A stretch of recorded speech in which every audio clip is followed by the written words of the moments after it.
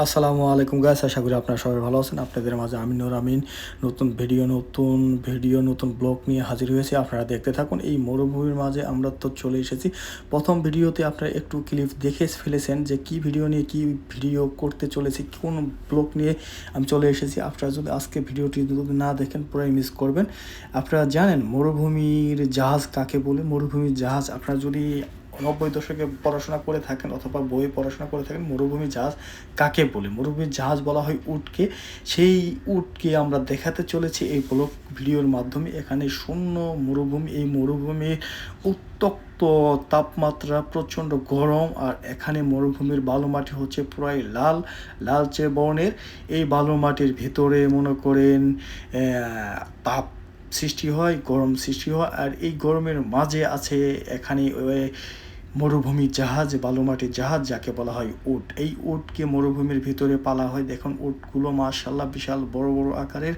একটা উট হচ্ছে মনে হয় হাতির মতো। এখানে তো ক্যামেরার সামনে একটু ছোট আকারে দেখা যাচ্ছে, এর চেয়ে অনেক বড় বিশাল। এই উটগুলো সাধারণত রশি দিয়ে দড়ি দিয়ে পা বেঁধে রাখা হয় যাতে বাইরে যেন না চলে যায়। আর আরেকটা জিনিস উটের বৈশিষ্ট্য হচ্ছে এই উটের যেটা বড় একটা কিং বলা হয়, যেটা বড় বস বলা হয়, তাকে বেঁধে রাখা হয়।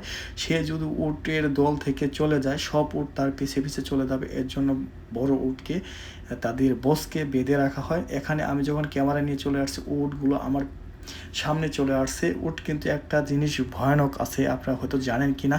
উট কিন্তু কামড় দেয়, যদি কামড় দেয় তাহলে সর্বনাশ, তাহলে ওরা ছেড়ে দিতে জানে না। উটগুলো দেখেন আমার সামনে ক্যামেরার দিকে চলে আসতেছে। আমার কিন্তু ভয় লাগতেছে যে আমাকে যদি কামড় দেয় তাহলে তো সর্বনাশ। আমি খুব ভয়ে ভয়ে ভিডিও করতেছিলাম। আর এই ভিডিও মাঝে মাঝে অনেক আল্লাহর কাছে শুকরিয়া জানিয়েছি যে এই মরুভূমির ভিতরে উট কি সুন্দরভাবে পালন করা হয়। আমি যখন ছোটো ছিলাম তখন আমি উট দেখেছিলাম বাংলাদেশে। তখন আমার মনে মনে ভেবেছি যে উট কত কষ্ট করে খাবার খায়। উটের গলা অনেক লম্বা, উট খালি পাতা খেয়ে থাকে, নিচে খাবার খেতে পারে না। আসলে মরুভূমিতে আসার পরে উটের খামার দেখে আমি তখন বুঝতে পেরেছি, দেখেন উটটা কীভাবে নাচতেছে, লাফালাফি করতেছে, এনজয় করতেছে। আমি ক্যামেরা দিয়ে যখন ভিডিও করতেছি উটের এনজয় দেখে আমিও এনজয় করতেছি।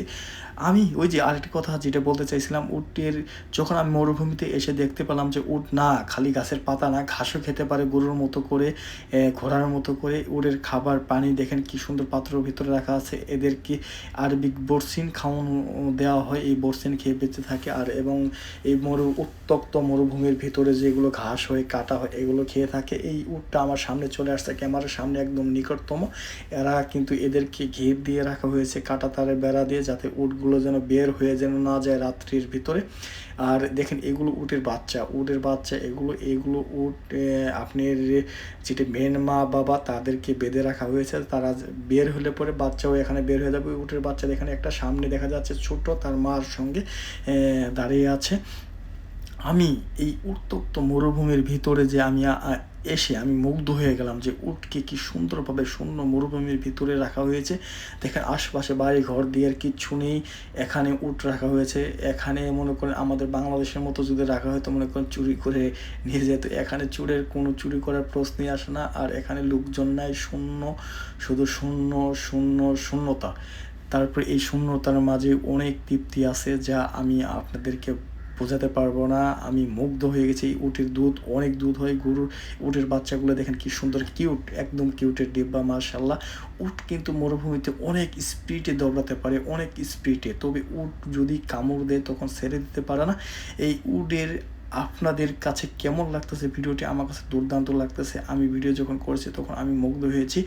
আর এই দেখেন উটগুলো মরুভূমির ভিতরে যখন আপনার থাকে তখন তাদেরকে আলাদা আলাদা সেপারেট জায়গা করে দেয়। যখন যেগুলো একটু বড় সাইজের, মিডিয়াম সাইজের, এগুলোর ভিতরে আলাদা আলাদা।